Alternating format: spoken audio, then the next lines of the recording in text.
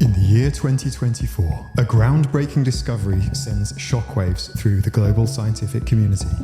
A syndrome, hidden in plain sight, affects over 80% of the world's population. Its influence, pervasive. Its presence, inescapable. This condition, known as neurotypical spectrum disorder, or NSD, courses through the veins of human society. Genetic in nature, it's passed from generation to generation, embedding itself deep within our DNA. The World Health Organization has officially recognized NSD, marking it as a condition that profoundly impacts social communication, interaction, and behavior. NSD knows no borders. It has been documented in every culture, every community, and in every family across the globe. Its symptoms are diverse, affecting many aspects of daily life and interpersonal relations. Yet, despite its prevalence, NSD remains without a cure. No cure. Efforts to understand and manage the condition are ongoing, but many questions remain unanswered. We reached out to representatives from the charity Neurotypical Speaks for comment. As of yet, our queries remain unanswered. Hey friends, it's Mike here as a late diagnosed autistic adult. Today, we're venturing into a unique thought experiment. Neurotypical spectrum disorder, or NSD for short. Before we dive in, let's be very clear.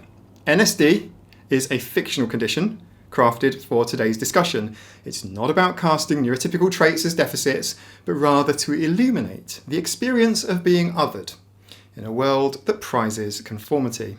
This is not how autistic people would like to see neurotypical people. We are purely in thought experiment land. Throughout history, the narrative has often been controlled by the majority, dictating norms and standards. In the realm of neurodiversity, this has led to the pathologization of autistic traits, viewed through a lens of disorder rather than difference. What now if the tables were turned and autistic culture was defined by the standards? What if the tables were turned and autistic culture defined the standards? The Diagnostic and Statistical Manual of Mental Disorders, the DSM, outlines criteria for various conditions, including neurotypical autism spectrum disorder. Criteria A. Persistent deficits in social communication and interaction underpin how an individual navigates the social world and interacts with others.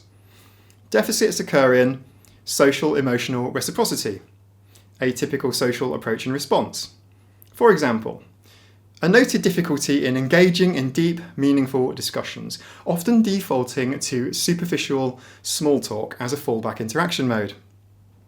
A discomfort with and avoidance of silent moments, reflecting an underlying struggle to be constantly verbalizing back and forth, usually only with other NSD neurotypes.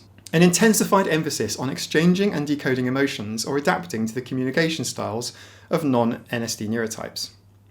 Criteria B. Unpredictable behaviours and diversity of interests. Rigid adherence to avoiding routines or rituals despite their practical benefit or routines that work. Diverse but superficial interests. NSD individuals may engage in a wide variety of activities, but only at a surface level, reflecting a breadth of curiosity that seldom deepens into sustained focus or mastery. These interests are often aligned with peer group values rather than personal passion or curiosity. Example, local sports team support, maybe? Behavioural flexibility and unpredictability. There's an overarching tendency towards adaptability in behaviour, leading to actions that are flexible, unpredictable, and sometimes inefficient. This can manifest in an inability to settle into efficient patterns of behaviour or decision making. Sensory differences. A significant underreaction to sensory stimuli, such as not noticing minor changes in the environment, or lacking the interest in sensory-rich experiences that could offer pleasure or enrichment.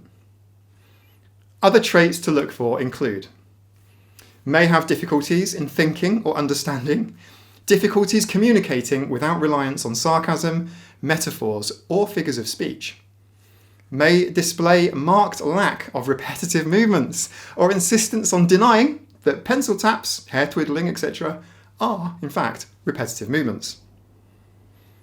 excessive eye contact, an overwhelming preference for maintaining eye contact during conversations, which might be perceived by other people as discomforting or overly intense by others with differing communication preferences. Intense emphasis on social exchange.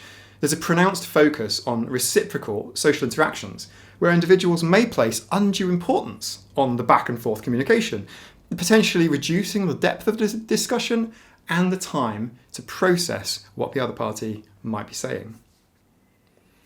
Inference over reliance, a tendency to draw conclusions based heavily on assumptions rather than direct communication, leading to misunderstandings or misinterpretations.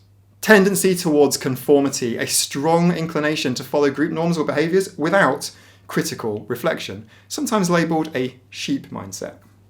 Interest in others. There may be a tendency towards focusing on other people in a manner that's perceived as overly inquisitive or gossipy. Relationship difficulties. Forming and maintaining friendships outside of their neurotype can be really difficult for NSD people, potentially due to a mismatch in interaction styles or indeed just the interests. You know, creating this video was really enlightening, reflecting on how societal norms influence our perception of neurodiversity. What is and what isn't deficient in something. This isn't about demonising neurotypical traits, but questioning the pathologization of autism under the medical model of disability. If you believe in celebrating autistic traits as natural human variations, please support the channel by liking the video and subscribing for more content. Treatment and support for neurotypical spectrum disorder. Perhaps there should be a workshop to assist people with NDS on how to avoid wasting all of their energy on small talk, and how to learn how to prioritise deep focus over multitasking. Perhaps individuals with NDS should be taught how to appreciate really niche interests, or perhaps the small pleasures of being able to sit quietly in someone else's company without having to fill the atmosphere with noise. How about this? How about a workshop on how to speak the love language of info dumping, monologuing by holding court with long monologues on, I don't know, the craters of the moon or something. As this is now the 21st century, I am not recommending ABA for those suffering from NDS. Although those with neurotypical spectrum disorder might have a hard time in libraries, we shouldn't look to accommodate them with sensory loud spaces maybe, filled with bright lights and noises. If they want stimulation, they can just wear headphones. What we define as a disorder is largely arbitrary, influenced by societal norms and expectations. Embracing neurodiversity means recognising the strengths and challenges across the spectrum without defaulting to a model of deficit.